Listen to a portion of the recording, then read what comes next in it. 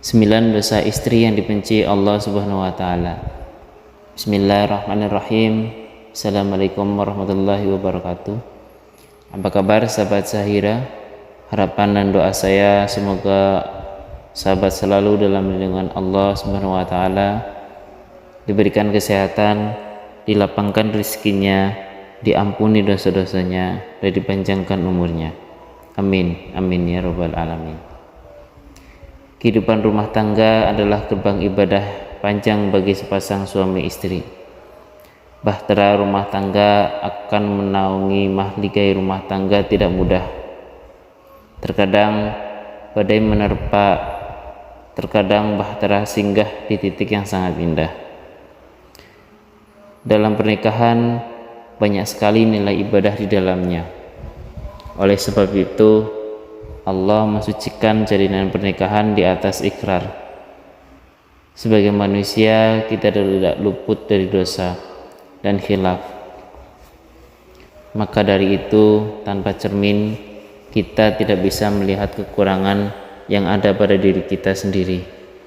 Begitu pula dalam kehidupan. Sama halnya seorang istri, renungan bagi para suami. Pernikahan atau perkawinan menyingkap tabir rahasia. Istri yang kamu nikahi tidaklah semulia Khadijah, tidaklah setakwa Aisyah, ataupun tidak setabah Fatimah. Justru istri hanyalah wanita akhir zaman yang punya cita-cita menjadi solehah. Pernikahan atau perkawinan mengajarkan kita kewajiban bersama. Istri menjadi tanah, kamu langit penaungnya. Istri ladang tanaman, kamu pemagarnya. Istri kiasan ternakan, kamu gembalanya. Istri adalah murid, kamu adalah pembimbingnya. Istri bagaikan anak kecil, kamu tempat bermanjanya. Ketika istri menjadi racun, kamulah penawar bisanya. Saat istri menjadi madu, kamu teguklah sepuasnya. Seandainya istri tulang yang bengkok, maka berhati-hatilah meluruskannya. Pernikahan atau perkawinan mengisahkan kita perlunya iman dan takwa untuk belajar meniti sabar dan ridho. Karena memiliki istri sehebat mana, justru kamu akan tersentak dari alpa. Kamu bukanlah Muhammad Rasulullah SAW atau Isa alaihissalam, bukan pula Sayyidina Ali, cuma suami akhir zaman yang berusaha menjadi soleh. Berikut adalah kesalahan atau dosa yang kerap kali dilakukan seorang istri dengan kesadaran ataupun di luar kesadarannya. Yang pertama, tidak taat kepada suami. Tidak bisa dipungkiri seorang istri yang baik dan solehah adalah istri yang senantiasa taat pada suami dalam keadaan dan kondisi apapun, dengan catatan selama masih dalam kebaikan. Karena ketaatan istri kepada suami insya Allah akan menumbuhkan rasa cinta, kasih sayang, serta kesetiaan suami kepada istrinya. Salah satu riwayat menceritakan, sahabat bertanya kepada Rasulullah SAW, siapakah wanita yang paling baik ya Rasulullah? Rasulullah menjawab, yaitu yang paling menyenangkan jika dilihat suaminya, menaati suaminya jika diperintahkan, dan tidak menyelisihi suami pada diri dan hartanya, sehingga membuat suami benci. Hadis riwayat Nasai dan Ahmad. Dalam hadis lain, Rasulullah SAW juga bersabda, jika seorang wanita lalu menjaga sholat 5 waktu, juga berpuasa sebulan di bulan Ramadan, serta betul-betul menjaga kemaluannya dari perbuatan zina, dan benar-benar taat kepada suaminya, maka dikatakan wanita yang memiliki sifat mulia ini masuk ke dalam surga melalui pintu mana saja yang engkau suka. Hadis riwayat Ahmad dan Ibnu Hibban. Dari kedua hadis tersebut bahwa wanita yang taat kepada suaminya adalah satu wanita yang mulia, dan bagi wanita seperti itu surga adalah jaminan yang Allah janjikan. Namun di era teknologi di zaman sekarang ini, banyak wanita yang tidak mengindahkan dan menyepelekan hal tersebut. Banyak wanita yang terbawa arus sosial media yang kurang dimanfaatkan kebaikannya. Untuk para istri, mulailah patuh kepada suami, mengikuti perintahnya, perintah yang baik, dan tidak lagi menyepelekan suami. Saat istri mampu bekerja dan menghasilkan atau mempunyai penghasilan sendiri, tetaplah hargai suamimu dan harkat martabatnya, serta surgamu ada pada keridhaan suamimu. Karena patuh terhadap suami, insya Allah akan memberikan berkah tersendiri bagi rumah tangganya.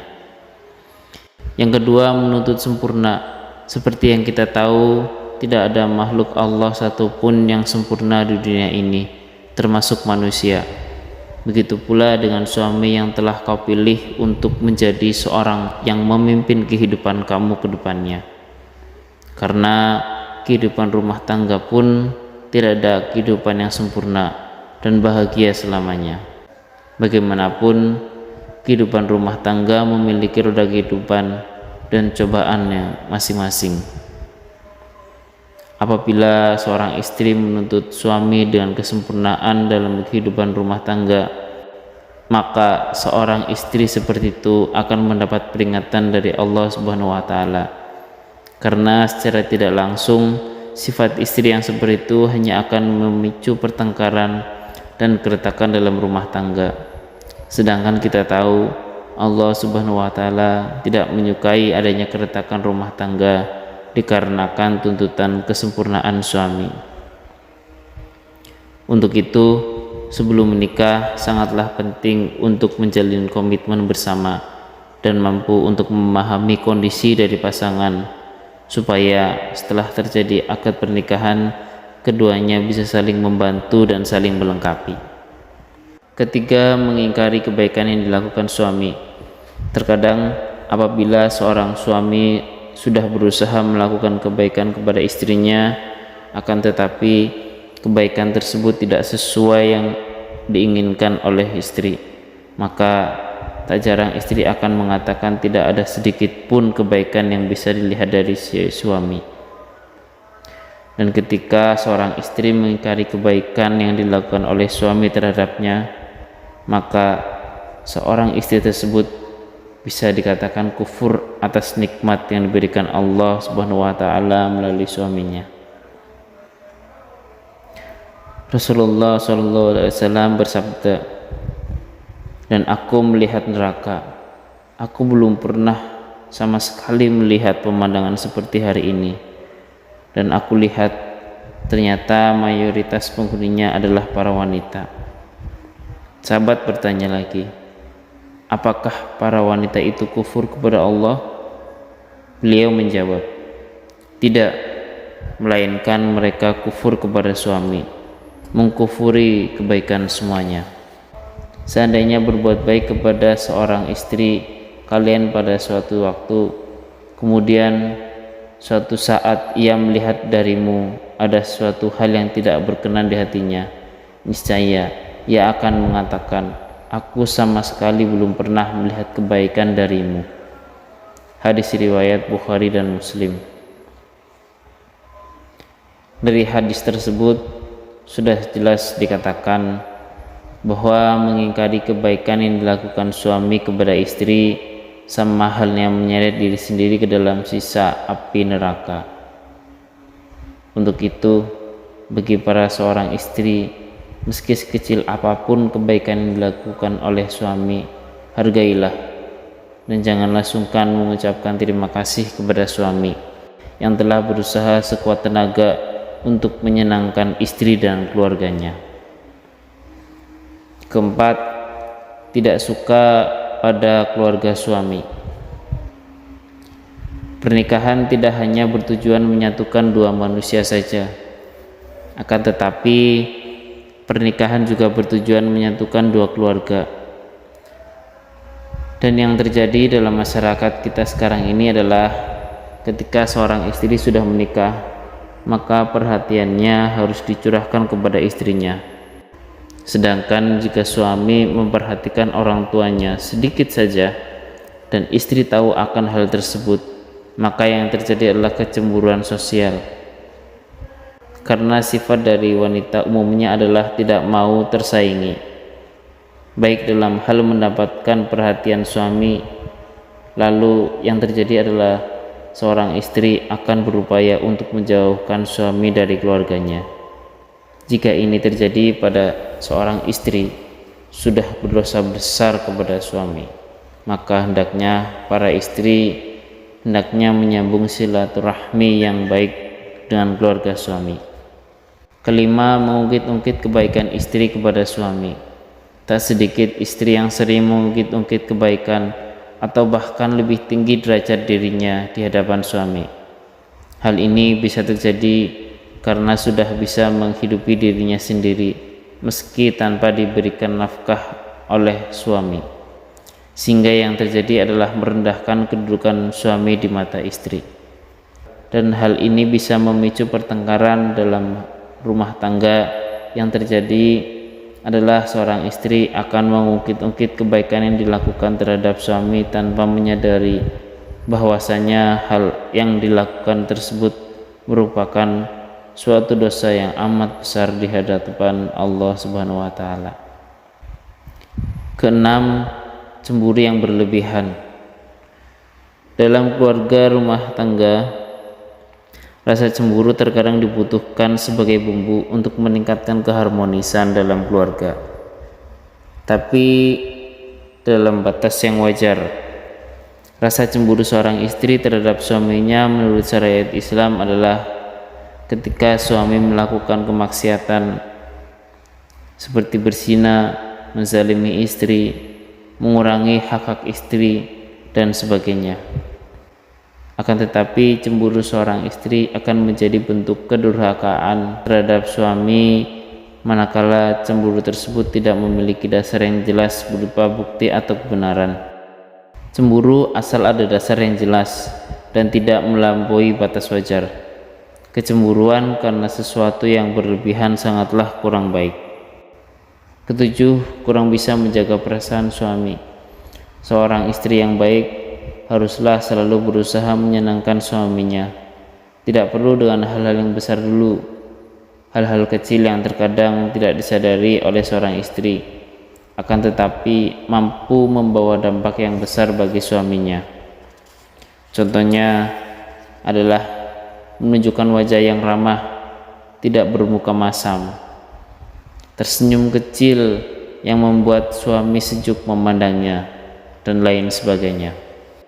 Hal-hal tersebut terkadang oleh sebagian istri sering dianggap remeh, padahal kalau mau menyadari hal tersebut sangatlah berarti bagi seorang suami dan mampu memunculkan rasa sayang suami kepada istrinya. Selain itu, ada hal lain yang tak kalah pentingnya, yakni selalu menjaga perbuatan dan ucapannya supaya tidak menyakiti hati suami.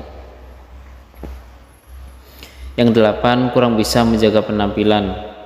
Tak jarang seorang istri mempunyai pemikiran bahwa jika sudah berumah tangga justru malah berpenampilan ala kadarnya, dan ini sangat berbeda jika masih lajang. Segala upaya dilakukan demi menarik perhatian dari seorang laki-laki. Hal tersebut malah terbalik ketika seorang wanita sudah menjadi seorang istri.